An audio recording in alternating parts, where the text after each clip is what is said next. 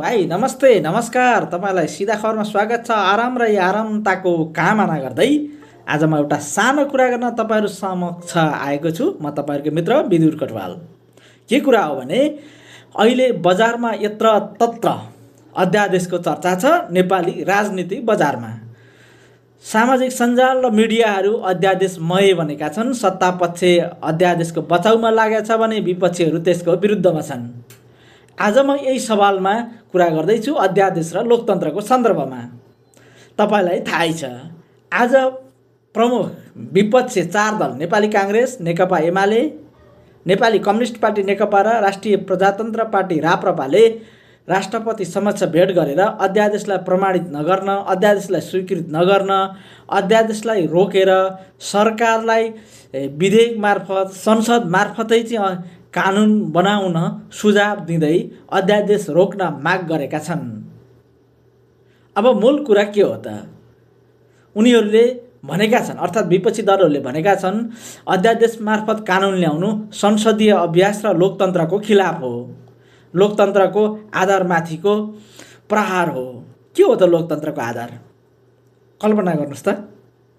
कानुन बनाउने लोकतन्त्रको आधार भनेको, कानुन बनाउने थलो भनेको संसद हो, अध्यादेश होइन।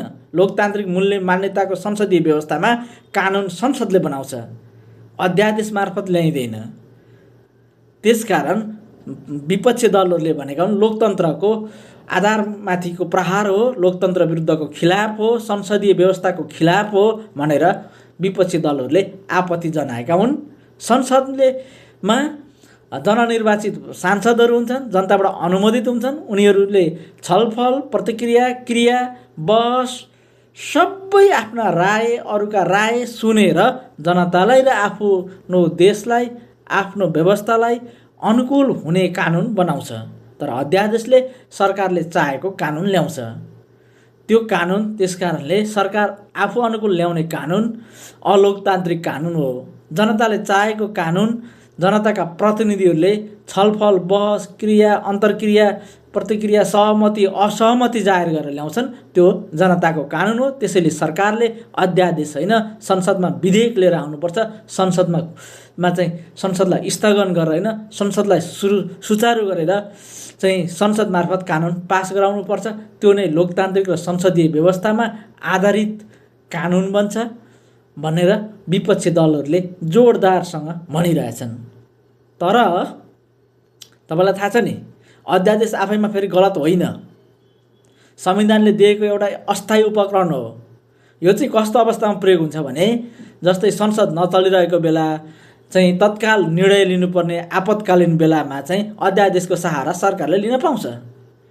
त्यसलाई फेरि अलोकतान्त्रिक भनिँदैन, लोकतान्त्रिक मूल्य मान्यतामै भनिन्छ। तर संसद बोलाउन सकिने अवस्था, संसद सुचारू गर्न सकिने अवस्था, संसदको बैठक राख्न सकिने अवस्थामा बारम्बार यसरी एकमुष्ट 100वटा अध्यादेश ल्याउनु चाहिँ भने लोकतन्त्रलाई दीर्घकालीन रूपमा असर पार्ने काम हो। लोकतान्त्रिक मूल्य मान्यतामा आधारित संसदीय व्यवस्थाको दीर्घकालीन रूपमा त्यसलाई कमजोर बनाउने काम चाहिँ अहिले 100वटा अध्यादेश सरकारले जुन ल्याउन सुरु गरेको छ, जुन ल्याउने चर्चा छ, जुन ल्याउन राष्ट्रपति कार्यालयले पठाएको छ, त्यो चाहिँ सरासर गलत लाग्छ मलाई। र धेरैजनाले गलत पनि भनेका छन्। तर फेरि यसलाई सैद्धान्तिक रूपमा हेरौँ त एकचोटि। किन यो हुन्छ त? यो किन हुन्छ भने कार्यपालिका र व्यवस्थापिका बिचको विवाद हो। पक्कै सरकारमा अघि मैले पनि चर्चा गरेँ, सरकार बालेन शाह नेतृत्वको छ। कार्यपालिका अब रवि लामिछाने समूह अन्तर्गतको हुनसक्छ। अघि मैले भनेको थिएँ राजसभामा 2टा गुट हो, त्यसको हुनसक्छ कि जहाँसम्म मेरो नजर। तपाईँलाई के लाग्छ? यसको विवाद हो, यो बेला बेलामा आइरहन्छ। संसदमा अर्को समूह हुन्छ, सरकारमा अर्को हुन्छ। चाहे गठबन्धनमा होस्, चाहे एकल बहुमतको सरकारमा होस्, एकल 2/3को सरकारमा होस्, त्यो हुन्छ नै, हुँदो रहेछ। अब एकल पार्टीको चाहिँ बहुमत 2/3को सरकारमा त हुँदैन होला भने थियो। पक्कै कारण त त्यही हुनुपर्छ। त्यो चाहिँ कार्यपालिका र व्यवस्थापिकाको लडाइँ हो।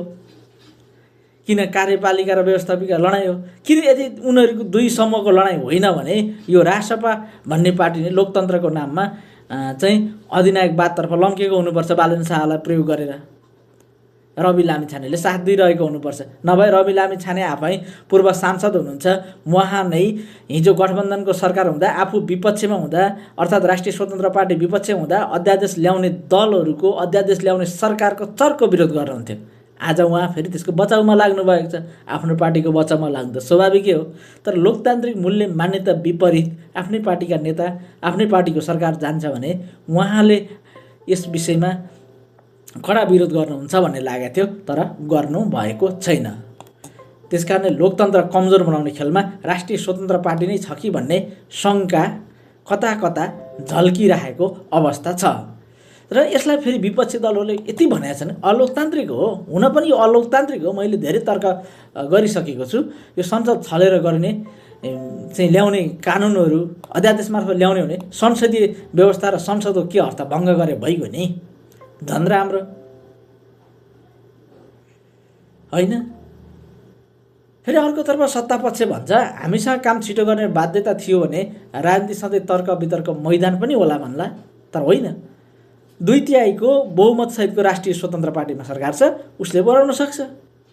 अन्त मुख्य प्रश्न के छ भने के छिटो निर्णय गर्नु वा प्रक्रियालाई सम्मान गर्नु हो? किनकि लोकतान्त्रिक प्रक्रिया नै परिमाण जतिसुकै महत्त्वपूर्ण हुन्छ, प्रक्रिया चाहिँ महत्त्वपूर्ण हुन्छ, काम छिटो होइन। सबैको नजर यति भनिसकेपछि मैले भने अहिले सबैको नजर राष्ट्रपति कार्यालयतर्फ सोझिएको छ। के राष्ट्रपति रामचन्द्र पौडेलले अब अध्यादेश चाहिँ प्रमाणित गर्नुहुन्छ, स्वीकृत गर्नुहुन्छ या गर्नुहुन्न, त्यो भोलिको दिनमा हेर्न पाइएला। अबको चासो र केन्द्रको विषय अध्यादेशको विषयलाई लिएर राष्ट्रपति कार्यालयतर्फ सोझिएको छ। मैले अघि पनि भने फेरि पनि भन्छु, 2/3 सरकार हुँदाहुँदै राष्ट्रिय स्वतन्त्र पार्टीले आफू अनुकूल सरकार बनाउन सक्छ, कानुन बनाउन आफू अनुकूल सक्छ, कानुनलाई फेरबदल गर्न सक्छ। संविधानले त्यो अधिकार राष्ट्रिय स्वतन्त्र पार्टीलाई दिएको छ। तर पनि अध्यादेशको सहारा लिनु भनेको केही राष्ट्रिय स्वतन्त्र पार्टीभित्र गम्भीर समस्या हुनसक्छ, या राष्ट्रिय स्वतन्त्र पार्टी पनि बालेन शाहको निर्णयमाथि आफूलाई मतियार बनाउँदै लोकतान्त्रिक मूल्य मान्यताका आधारभूत कुराहरूमा चाहिँ त्यसको हतियार बनेको छ, आधार लोकतान्त्रिक मूल्य मान्यताको खिलाफमा छ, संसदीय अभ्यासको खिलाफमा छ, संसद जनताद्वारा निर्वाचित जनप्रतिनिधिहरूको थलो संसद विरुद्धको चाहिँ अपमान गरिरहेको छ यी व्यापक प्रश्नहरूको घेरामा छन्। तर अब राष्ट्रपति कार्यालयले के गर्नुहुन्छ, अब त्यसको पर्खाइमा नेपाली जनता छन्। हुन नेपाली जनता त्यसको पर्खाइमा बस्नुको विकल्प पनि छैन। अध्यादेशले भविष्य होइन, नेपालमा लोकतान्त्रिक अभ्यासको कस्तो छ, संसदीय अभ्यासको वर्तमान अवस्था कस्तो छ, यसैमा प्रश्न पार्नेछ। अध्यादेशलाई रोकेर सरकारलाई हामी कामना गर्छौँ, म कामना गर्छु, अध्यादेश मार्फत होइन विधेयक मार्फत संसदबाट पास गराउनुपर्छ, जसले चाहिँ संसदीय अभ्यासको लोकतान्त्रिक अभ्यासको एउटा चाहिँ सम्मान व्यक्त गर्दछ। अनि मात्रै देशमा साँच्चै सुशासन लोकतान्त्रिक विधि मार्फतै हुन्छ। सुशासनको कुरा यसमा पनि जोडिन्छ नै होला। नजोडिने हो भने सुशासनका धेरै चर्का नारा लगाएका चुनावको बेला राष्ट्रिय स्वतन्त्र पार्टीले अलिकति ध्यान दिएर सोचे हुन्थ्यो। आजको लागि हाम्रो गफ यति नै।